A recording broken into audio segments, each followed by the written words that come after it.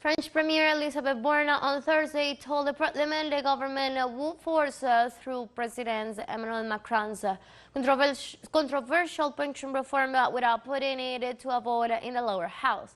Borne announced the move as left-wing members of the Parliament were signing Lens French National Assembly while holding up signs that read 64-year-old is no, protesting the rise of retirement age of the official reform.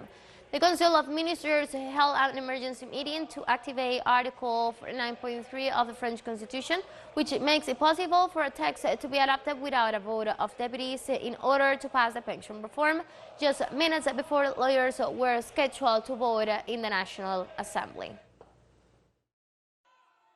We cannot gamble on the future of our pensions. This reform is necessary. Also because I am attached to our social model and because I believe in parliamentary democracy, it is on your reform, on the Parliament text, the fruit of a compromise between the two chambers, that I am ready to engage my responsibility.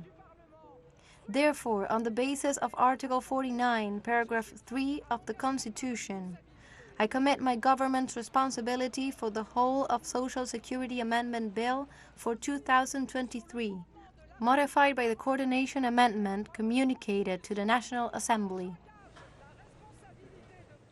In this context, French far-right leader Marine Le Pen stated the government's use of Article 49.3 to force its pension reform through the Parliament is admissible.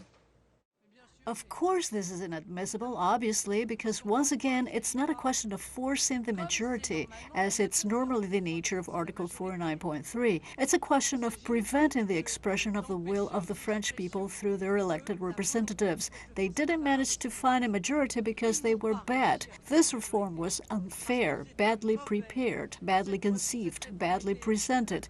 And until the end, it was like that. Well, in these conditions, when we are faced with a potential vote against, which would obviously have been the case, we withdraw. That's it. We withdraw because, once again, that's democracy.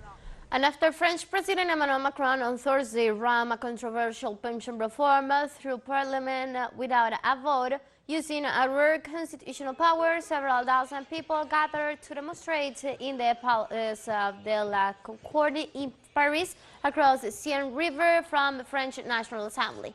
Trade unions and political analysts had warned beforehand that adopting the legislations without a vote by invoking Article 49.3 of the Constitution risks radicalizing opponents and will undercut la democracy legislative.